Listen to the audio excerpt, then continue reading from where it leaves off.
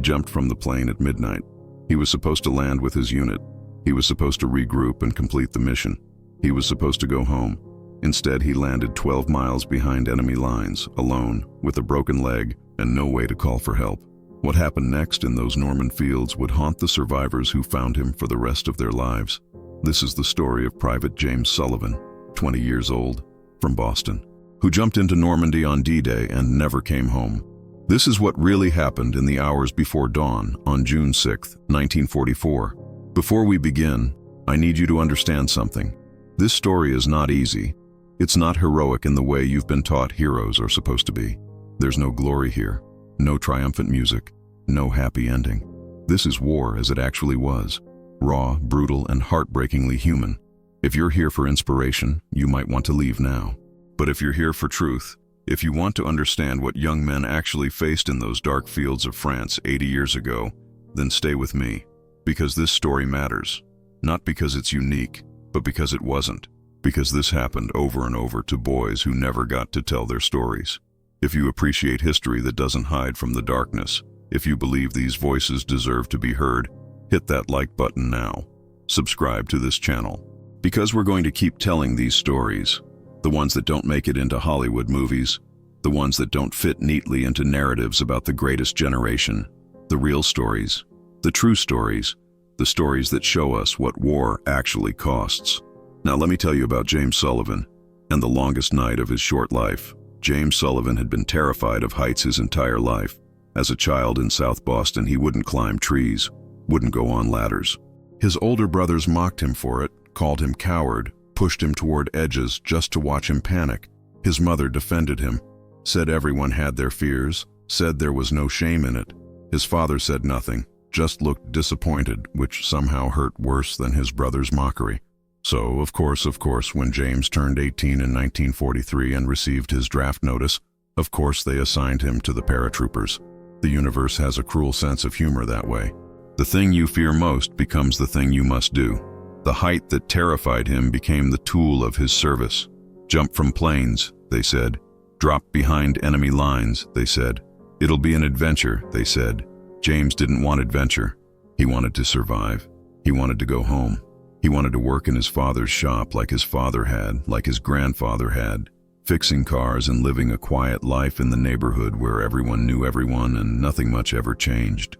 But wanting doesn't matter when you're 18 and your country is at war. So James went. He went to training camp. He learned to jump. He learned to be a paratrooper. And he learned to hide his fear so well that eventually even he almost forgot it was there. Almost. The fear came back on June 5, 1944. When they loaded into the C-47 transport planes at bases in southern England. 120 pounds of equipment strapped to each man. Main chute, reserve chute, weapon, ammunition, rations, first aid kit, grenades. So much weight that you could barely move. So much weight that if you landed in water, you'd sink like a stone and drown before you could release the harness. James knew this because they'd lost 12 men in training that way. 12 men who jumped into water and were never seen alive again. The fear was a living thing in his chest as the plane took off. He sat between Mickey O'Brien from Chicago and Tommy Castellano from New Jersey. They'd been together since basic training. The three of them, inseparable. Mickey was loud, always joking, always trying to make everyone laugh even when nothing was funny. Tommy was quiet, thoughtful, wrote letters to his girl back home every single day. And James was somewhere in between. The mediator, the one who kept Mickey from getting them all in trouble and helped Tommy find the words when he got stuck on his letters.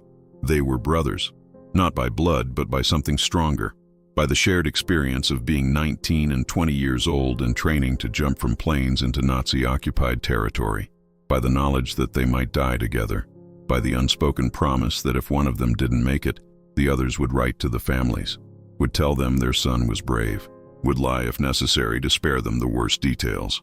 That's what brothers do. The plane was packed with 63 paratroopers from Easy Company, 506th Parachute Infantry Regiment, 101st Airborne Division, the same unit that would later become famous, though they didn't know that yet. On that night in June, they were just scared kids in a plane flying toward France, toward Normandy, toward history. The briefing had been clear. They were the tip of the spear, the first wave. They would jump at 1:30 hours, 90 minutes after midnight, landing in designated drop zones behind Utah Beach. Their objective was to secure key bridges and causeways, cutting off German reinforcements and protecting the flanks of the amphibious invasion that would begin at dawn. It was a crucial mission. Everything depended on them. No pressure, boys. Just the success of the largest amphibious invasion in human history. Just the future of the free world. Just that.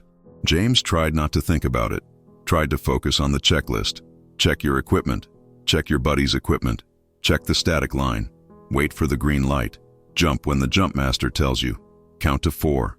Pull your reserve if the main doesn't deploy. Steer for the rally point. Find your unit. Complete the mission. Simple. Except nothing in war is ever simple. The channel crossing took 90 minutes.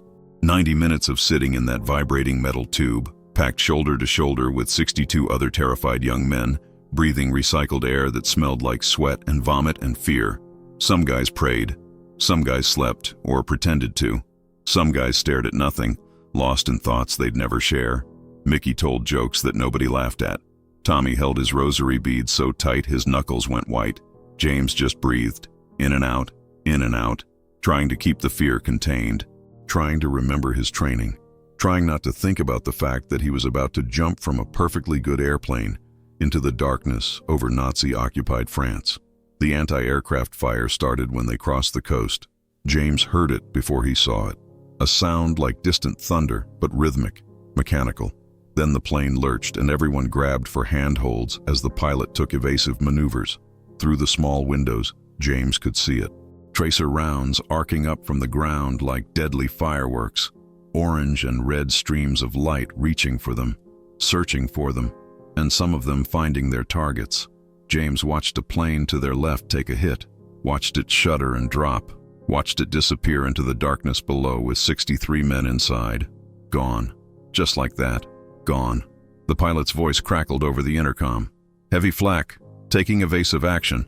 Might miss the drop zone. Be ready for anything. Might miss the drop zone. That was a problem. A big problem. The mission depended on them landing together, as a unit, in the designated area. Landing scattered, alone, in unknown territory meant chaos, meant confusion, meant being separated from your brothers, meant being alone. The plane lurched again, harder this time. Something hit them. James felt it through the floor. A metallic clang that shouldn't be possible at this altitude, but was. The pilot was shouting something, but the intercom was cutting out. The jump master was yelling, "Stand up! Hook up!" Even though they weren't at the drop zone yet, even though this wasn't the plan. But plans don't survive contact with the enemy, and they were definitely in contact. James stood. His legs felt like water, but they held. He hooked his static line to the cable running the length of the plane. Around him, 62 other men were doing the same. The plane was shaking now, taking more hits, and through the window James could see fire on the left wing. They were going down. Maybe not immediately. Maybe the pilot could keep them in the air long enough to jump, but they were definitely going down. "Check equipment!" the jump master screamed, though nobody could hear anything over the sound of the engines and the anti-aircraft fire and the general chaos of a plane being shot out of the sky. James checked anyway. Training overriding panic. Harness tight. Reserve chute accessible. Weapon secured. Static line attached. Everything by the book, even though the book hadn't prepared them for this. The red light came on. 30 seconds. James was 10th in the stick. He'd watched 9 men shuffle toward the door. Watched them disappear into the night. Then it was his turn. The jump master grabbed him, yelled something James couldn't hear, and pushed him toward the door. The door that opened onto nothing. Onto darkness and anti-aircraft fire and occupied France 12 miles from where he was supposed to be. James stepped to the edge, looked down into the black. The fear was enormous now, overwhelming. The childhood terror of heights multiplied by the adult terror of death. This was it. This was the moment. Jump or die in a burning plane. Those were the options. James chose to jump. The propeller blast hit him like a physical force, spinning him, disorienting him. He counted. 1,000. 2,000, 3,000, 4,000. He felt the static line pull the main chute from his pack, felt the opening shock as the canopy deployed, felt the sudden deceleration as wind resistance caught him. He was floating. For one brief moment, he was floating in the darkness over France, and he was alive, and the chute had opened, and maybe Maybe he'd be okay. Then he looked down and saw how fast the ground was approaching. Too fast. The pilot had been flying too low, trying to avoid the flak, and now James was dropping too fast. He tried to remember the landing procedure. Feet together, knees bent, roll on impact, but the ground was coming up so fast, and he couldn't see what was below him. Couldn't see if it was field or forest or building or water, just black emptiness rushing toward him. He hit hard, harder than any training jump. His left leg took the brunt of it, and he heard the snap before he felt it, a sound like a branch breaking. Then the pain came, white-hot and all-consuming, radiating up from his shin. He'd broken it.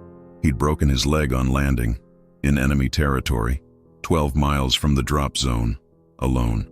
James lay in the wet grass, breathing through the pain, trying to think. First, release the chute. The wind could drag him. He fumbled with the harness, his hands shaking, finally got it unclasped. The canopy deflated and settled. Second, weapon. He found his M1 carbine, checked it, still functional. Third, assess. He tried to stand and nearly passed out from the pain. His left leg wouldn't bear weight. The bone was broken, he could feel it. Probably the tibia, maybe the fibula too. He wasn't going to be walking out of here. He needed to splint it, needed to find his unit, needed to complete the mission. In that order, he pulled the first aid kit from his pack with shaking hands. Inside, morphine syrettes, sulfa powder, bandages, and 2 splints. Thank God for the splints. He jabbed the morphine into his thigh, didn't even feel the needle through the pain in his leg. Then he set to work, splinting your own broken leg in the dark while German soldiers patrol the area looking for exactly this. For isolated American paratroopers who landed in the wrong place, is not covered extensively in training manuals. James made it up as he went. He straightened the leg as best he could, biting down on his sleeve to keep from screaming. He positioned the splints on either side of the break. He wrapped them tight with bandages from the first aid kit and his own bootlaces when he ran out of bandage. It wouldn't win any medical awards, but it would hold. It had to hold. The morphine kicked in, taking the edge off the pain, making everything feel slightly unreal. James sat in the wet Norman grass and looked around. He was in a field, hedgerows on all sides. The bocage, they called it in the briefings. Ancient hedgerows that had turned Normandy into a patchwork of small fields, separated by thick walls of earth and vegetation. Perfect for defense, terrible for offense. Each field was a potential kill zone. Each hedgerow could hide an entire German squad. James heard planes overhead. The invasion was still happening. His brothers were still jumping. Somewhere out there in the darkness, Mickey and Tommy were landing, hopefully together, hopefully in the right place. But James wasn't with them. James was here, alone, with a broken leg, 12 miles behind enemy lines. He needed to move, needed to find cover. The tree line at the edge of the field offered concealment. He started crawling. Each movement sent fresh waves of pain up his leg despite the morphine. It took him 20 minutes to cross 60 meters. 20 minutes of dragging himself through grass and mud, his rifle slung across his back, his broken leg trailing behind him like dead weight. 20 minutes during which any German patrol could have walked over and shot him. But no patrol came. James reached the tree line and collapsed against a thick oak, breathing hard, sweating despite the cool night air. He allowed himself 1 minute to rest. Then he pulled out his compass and map. The compass glowed faintly with radium paint. North was that way. The drop zone was 12 miles northeast. Between him and safety, 12 miles of occupied territory. German patrols, guard posts, minefields, and him with a broken leg. It was impossible. He knew it was impossible. But what were his options? Stay here and wait to be captured? That wasn't an option. The Germans didn't always take paratroopers prisoner, especially if they caught you behind their lines. Sometimes they just shot you and left you in a ditch. Sometimes they did worse. James had heard the stories from veterans of Sicily and Italy. He wasn't going to wait to become another story. So he'd move. He'd crawl if he had to. He'd head northeast. Maybe he'd get lucky. Maybe he'd run into an American patrol. Maybe he'd find a French civilian who could help. Maybe a lot of things. But staying here guaranteed death or capture. Moving gave him a chance, even if it was a small one. James started crawling again, through the trees, parallel to the hedgerow, heading generally northeast based on the compass. It was slow, agonizingly slow, but it was movement. It was progress. It was not giving up. He'd been crawling for maybe an hour when he heard voices, German voices, coming from his left, maybe 50 meters away. James froze, pressed himself flat against the ground, controlled his breathing, made himself as small as possible. The voices got closer. A patrol, 4 men, maybe 5. James couldn't tell in the darkness. They were talking, not alert, not hunting, just moving through their sector like they'd done 1,000 times before. Bored even. They passed within 10 meters of James's position. He could have reached out and touched the last man in line. Could have killed him with his knife. Could have, but didn't, because that would alert the others. Because he was one man with a broken leg against 4 or 5 trained soldiers. Because sometimes survival means hiding, not fighting. The patrol passed. James let out a breath he hadn't realized he was holding. That was too close. Way too close. He needed to be more careful. Needed to move slower. Needed to actually look before he crawled into the open. He continued, slower now, more cautious, stopping every few meters to listen, to watch, to make sure he wasn't crawling into another patrol. The morphine was wearing off. The pain was coming back. He had one more syringe in the first aid kit. He needed to save it, needed to make it last. Dawn was coming. James could see the sky lightening in the east. In maybe an hour, maybe less, it would be light enough to see. Light enough for patrols to see him. He needed to find a hiding place, somewhere to wait out the day, somewhere safe. He found it in a drainage ditch half filled with water. Not comfortable, not safe really, but concealed. He could lie in the ditch with brush covering him and water soaking into his uniform, and maybe no one would see him. It wasn't much of a plan, but it was all he had. James slid into the ditch as the sky turned from black to gray. The water was cold, brackish, probably full of agricultural runoff and God knows what else, but it would hide him. He arranged brush over himself, positioned his rifle where he could grab it quickly, and then he waited. He waited while the sun came up, waited while the sounds of battle echoed across the countryside, artillery fire, small arms fire, the distant thunder of naval bombardment from the beaches. The invasion was happening. His brothers were fighting, and James was lying in a ditch, useless, listening. He waited while German patrols passed by. Twice during the morning, groups of soldiers walked along the road adjacent to his ditch. He held his breath, didn't move, didn't make a sound, and they passed without seeing him. Or maybe they saw him and didn't care. Maybe they thought he was already dead. Maybe he looked enough like a corpse that they just kept walking. Either way, they passed. He waited while his leg throbbed and swelled and the splint bit into his skin, and the morphine wore off completely, and the pain became a constant companion. He wanted to use the second syringe, wanted it desperately, but he forced himself to wait. Save it for when you really need it, he told himself. As if this wasn't already bad enough, he waited while thirst became a problem. He'd emptied his canteen hours ago. The ditch water looked disgusting, but it was water. He drank it anyway, tried not to think about what was in it, tried not to think about dysentery or typhoid, or any of the diseases you could catch from drinking contaminated water. Staying hydrated was more important than staying healthy. At least that's what he told himself. He waited through the afternoon, through more patrols, through the sounds of fighting that seemed to be getting closer. The Americans were pushing inland. The invasion was succeeding. He just needed to hang on a little longer. Just needed to survive until friendly forces reached this area. How hard could that be? Very hard, as it turned out. Around 1500 hours, he heard something different.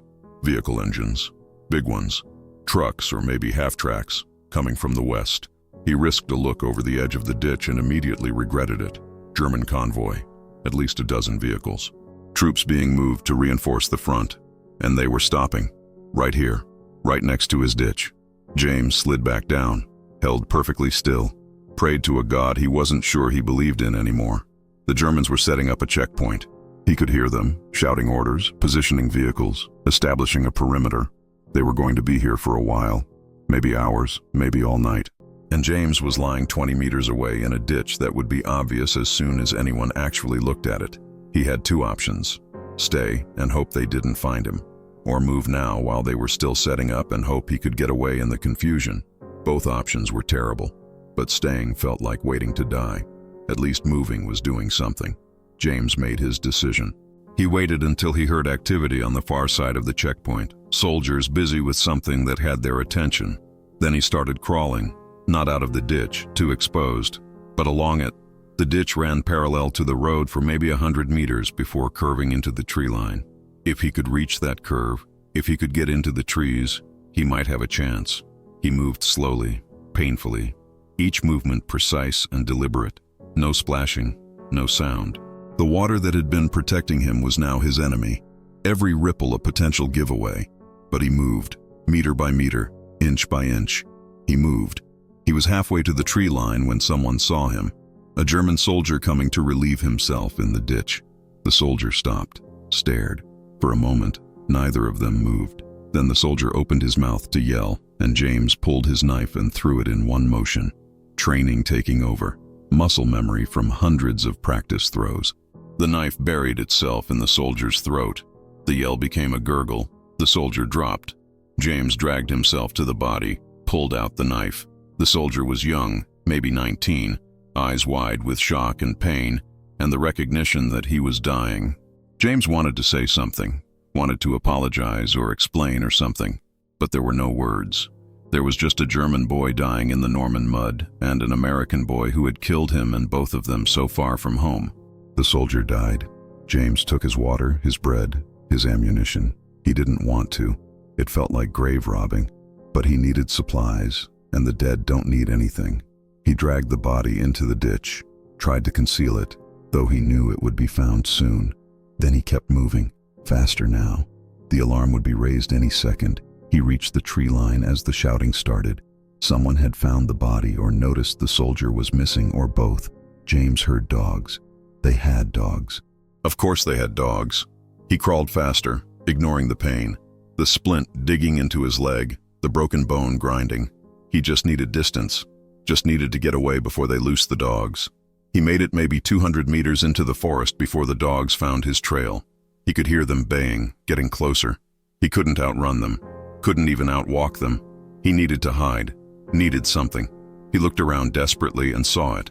A fallen tree, hollow, large enough to crawl into. It wasn't much, but it was something. James squeezed into the hollow trunk just as the first dog reached his last position. He pulled brush over the opening, held his breath. The dog sniffed around the tree, confused. The trail ended here, but there was no prey. The handler arrived, out of breath, angry. He yanked the dog away, yelled at it in German, pulled it toward a different trail, a false trail, maybe a rabbit or deer. The dog went, still baying, following something else now. They didn't find him. James lay in that hollow tree for 3 hours while the Germans searched the forest, lay there in the dark and the damp and the pain, lay there listening to soldiers walk past, listening to dogs bark at shadows, listening to officers yell orders, and eventually, finally, listening to them give up and leave. Night fell again. The second night. James's leg was bad now, really bad. He could see infection setting in even in the darkness. The splint was soaked with blood and other fluids.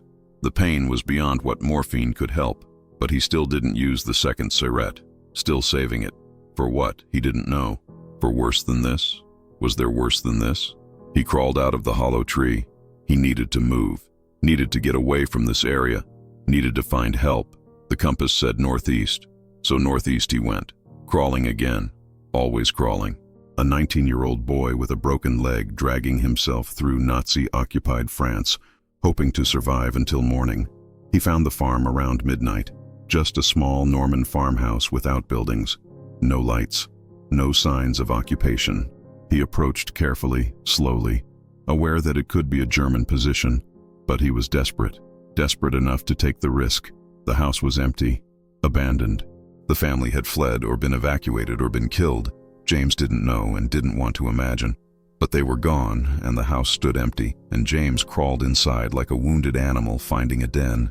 There was a cellar, stone walls, dirt floor, shelves of preserved food from before the war.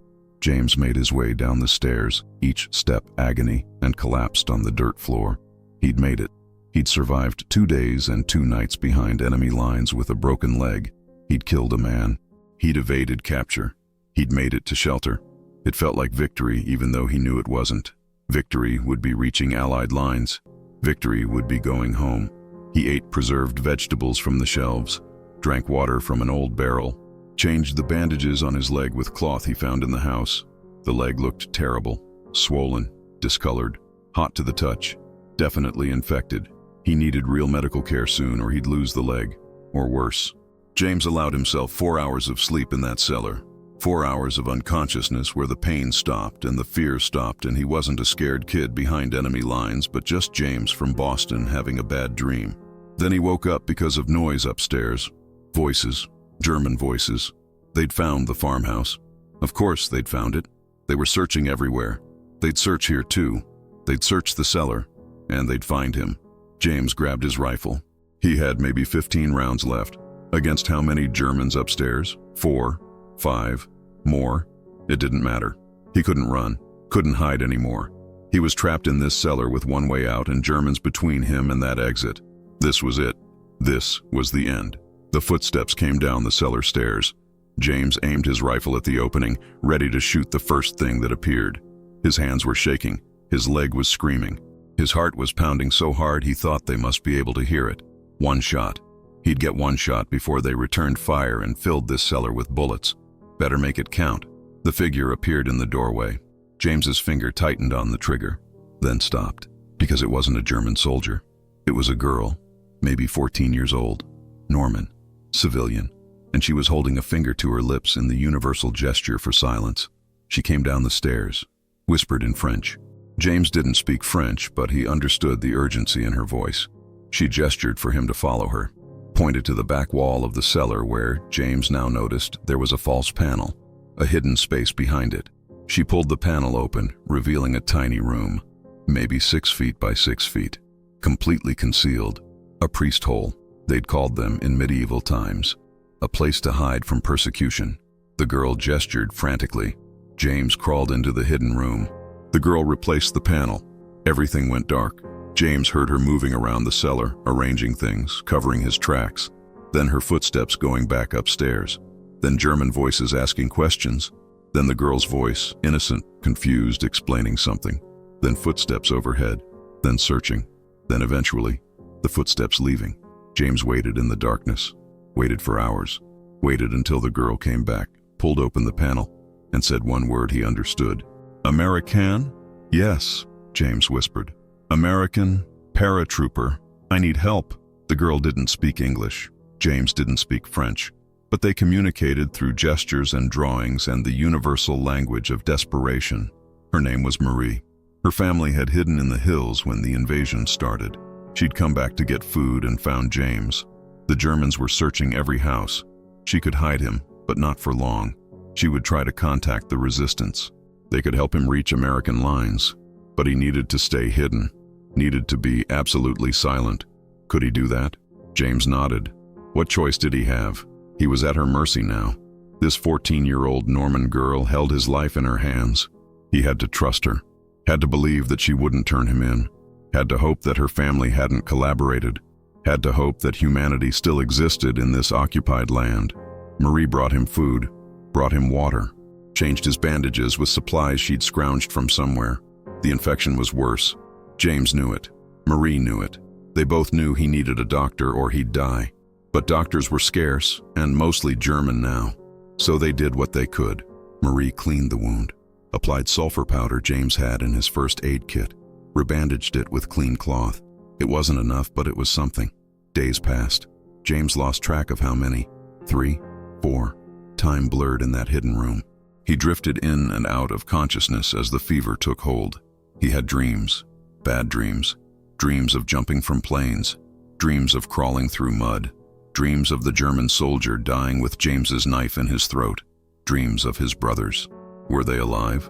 Had Mickey and Tommy made it? Would he ever know? The fever broke on what might have been the 5th day. Marie was there when he woke, holding a cup of water to his lips. She smiled when his eyes focused, said something in French that he didn't understand, but that sounded like relief. She'd kept him alive. This girl, this child, this hero who would never get a medal or recognition or thanks from any official source had saved his life. That evening, Marie brought someone else, a man, older, 50 maybe. He spoke some English, broken but functional. He introduced himself as Bernard, Resistance. He could get James to Allied lines, but they needed to move tonight. The Germans were getting suspicious. Were searching houses more thoroughly. It wasn't safe to stay. James tried to stand. Couldn't. His leg wouldn't support him even a little. Bernard looked at the leg, shook his head, said something to Marie that made her cry, then turned to James and said the words James didn't want to hear. "You cannot walk. We cannot carry you far.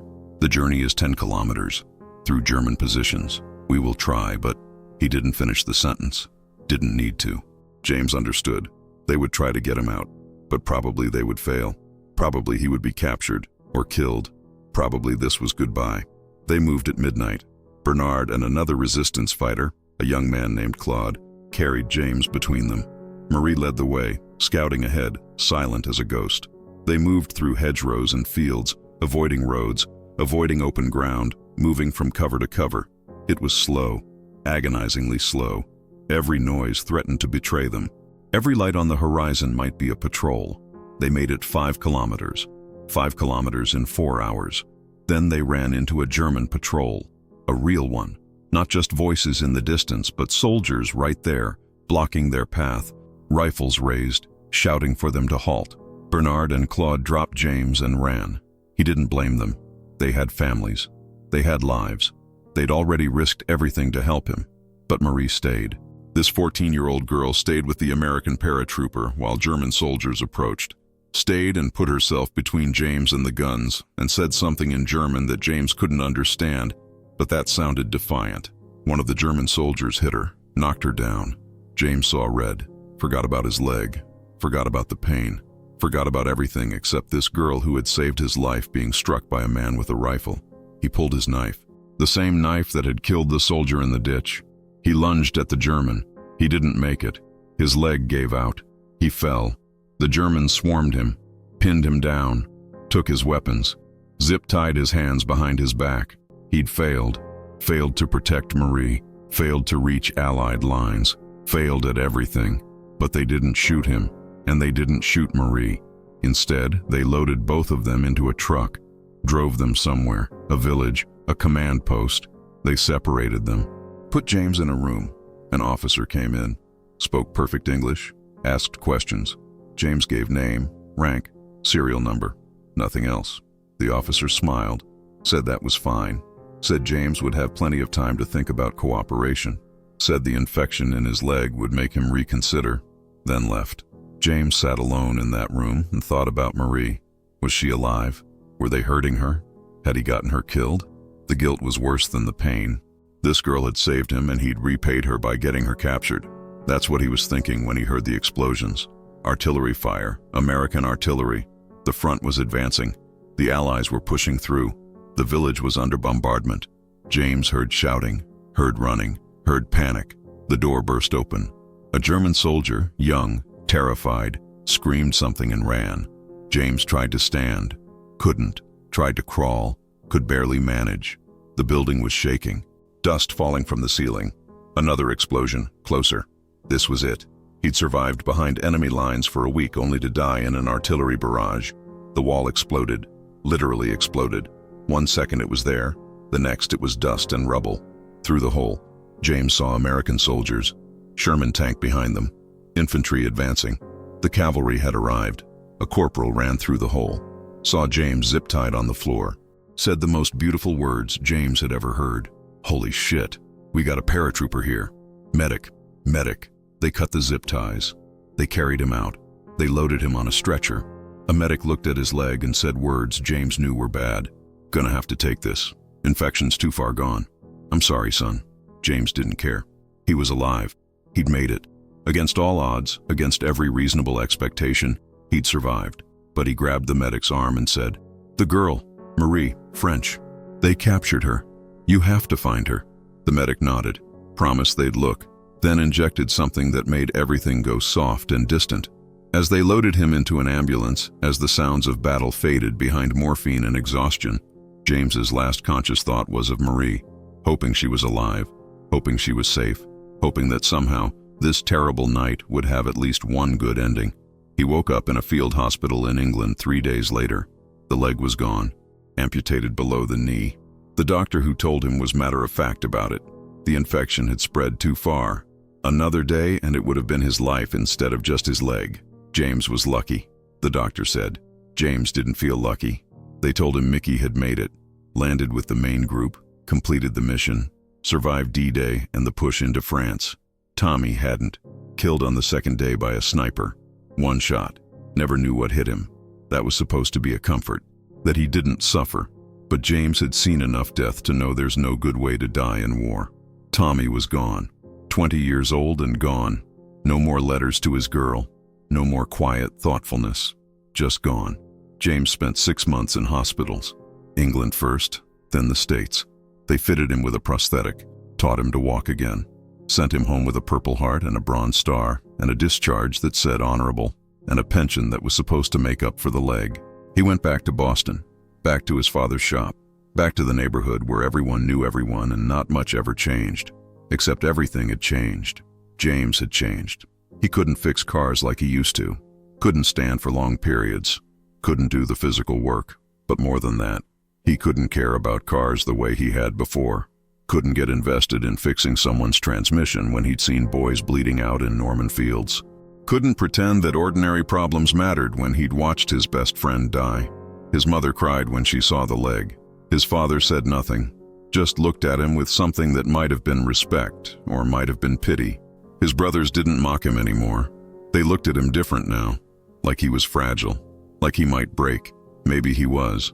Maybe he had broken somewhere in France and just hadn't noticed yet. He tried to find out what happened to Marie, wrote letters to the army, to the State Department, to anyone who might know.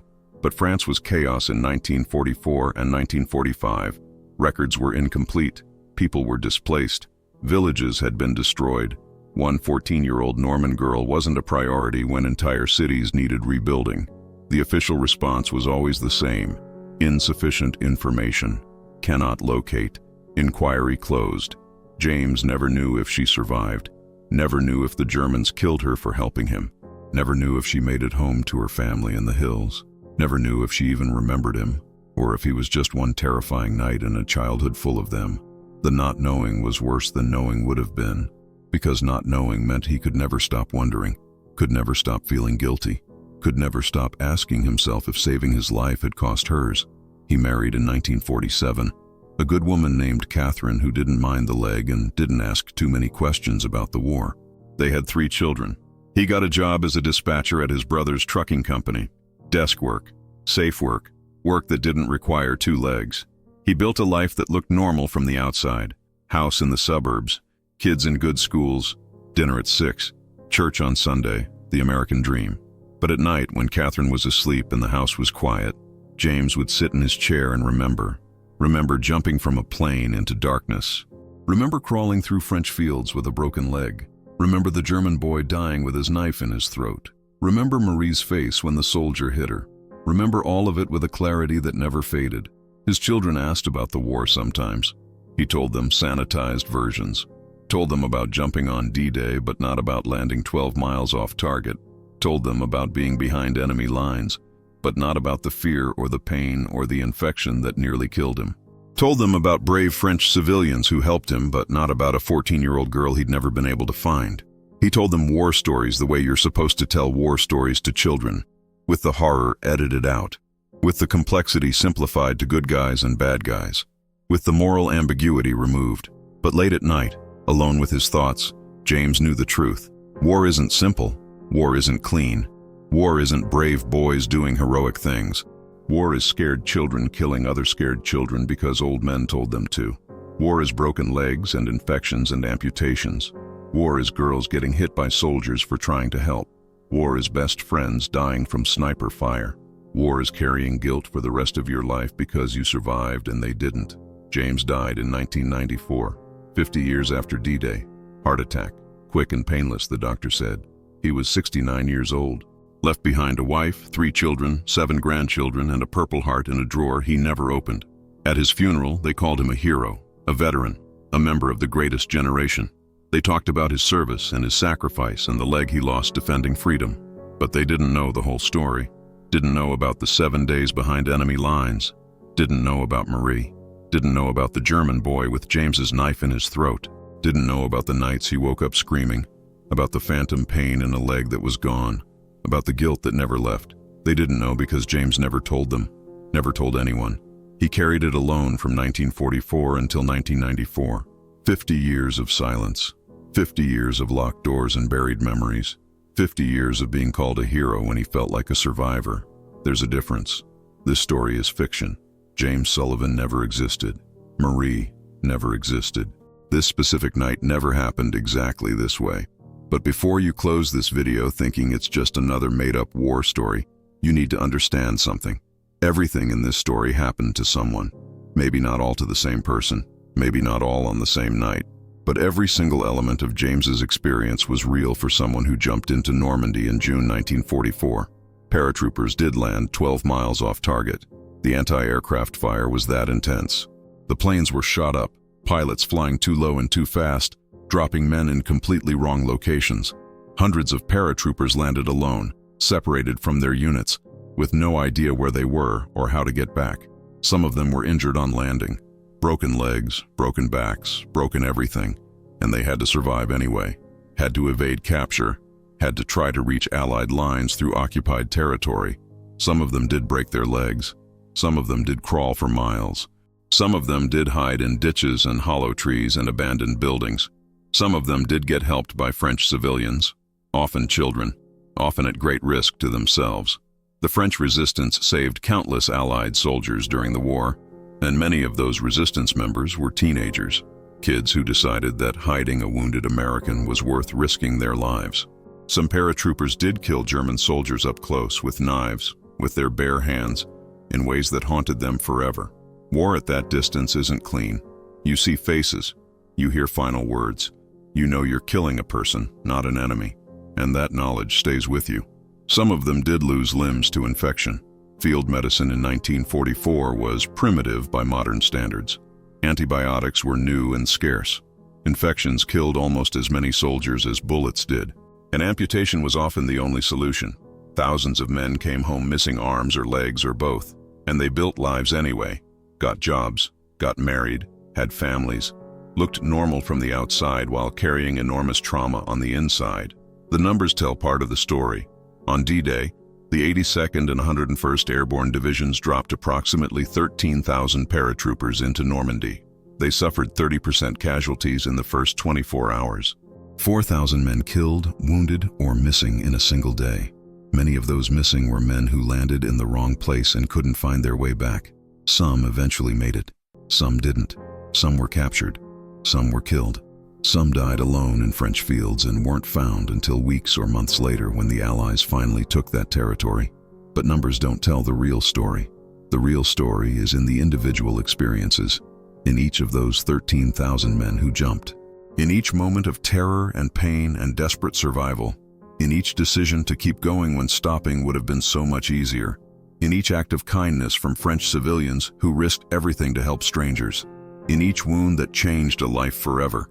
In each memory that couldn't be shared because it was too heavy to put into words. James Sullivan's story is one of thousands.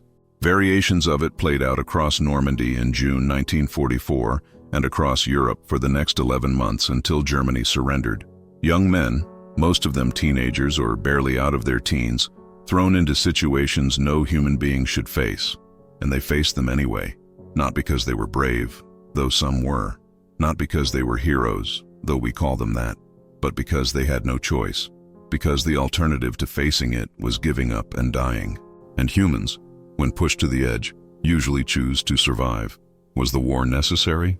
Yes. Nazi Germany had to be stopped. The evil of the Holocaust, of fascist conquest, of totalitarian expansion demanded a response. The men who fought in World War II genuinely were defending freedom, defending democracy, defending basic human decency against an ideology that threatened to extinguish all three. They were on the right side of history. That matters. That's important.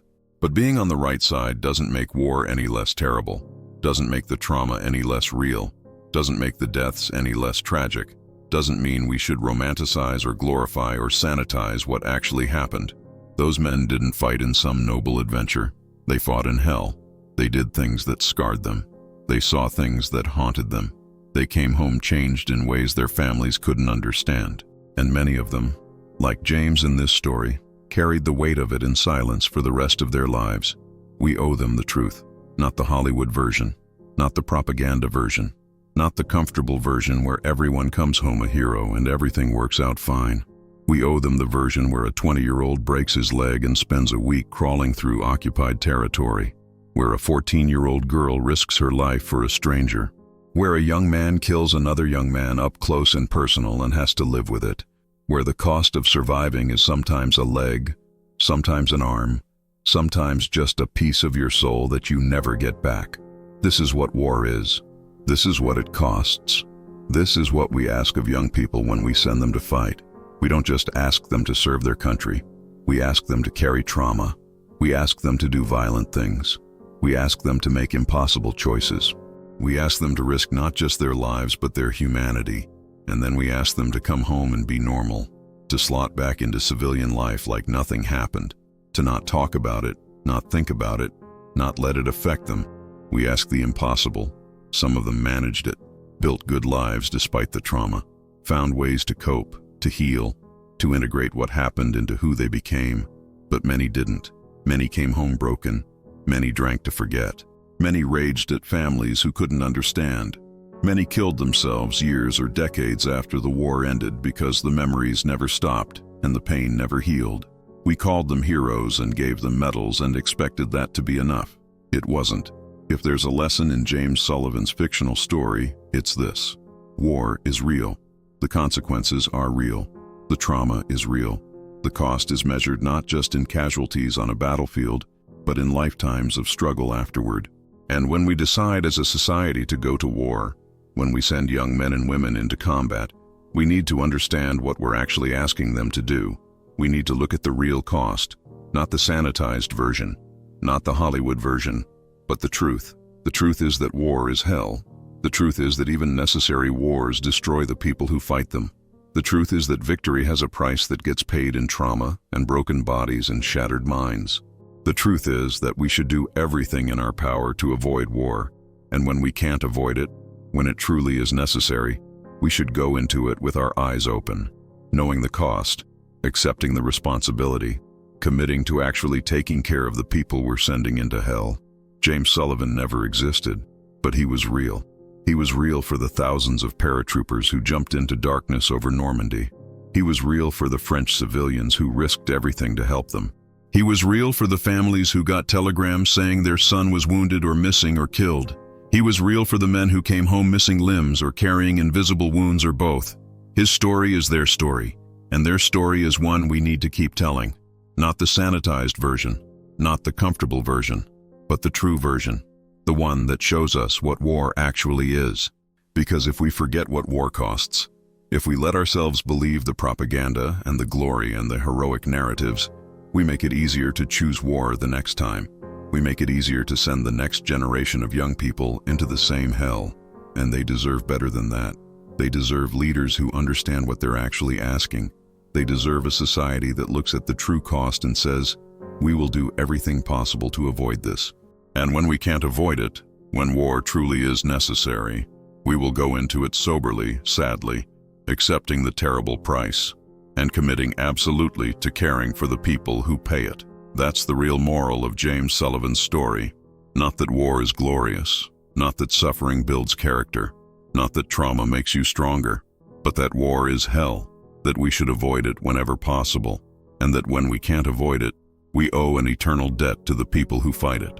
A debt measured not in medals and monuments, but in actually taking care of them, in listening to their stories, in accepting their trauma, in not asking them to pretend it didn't affect them, in not abandoning them when they come home different from how they left. This is what we owe them.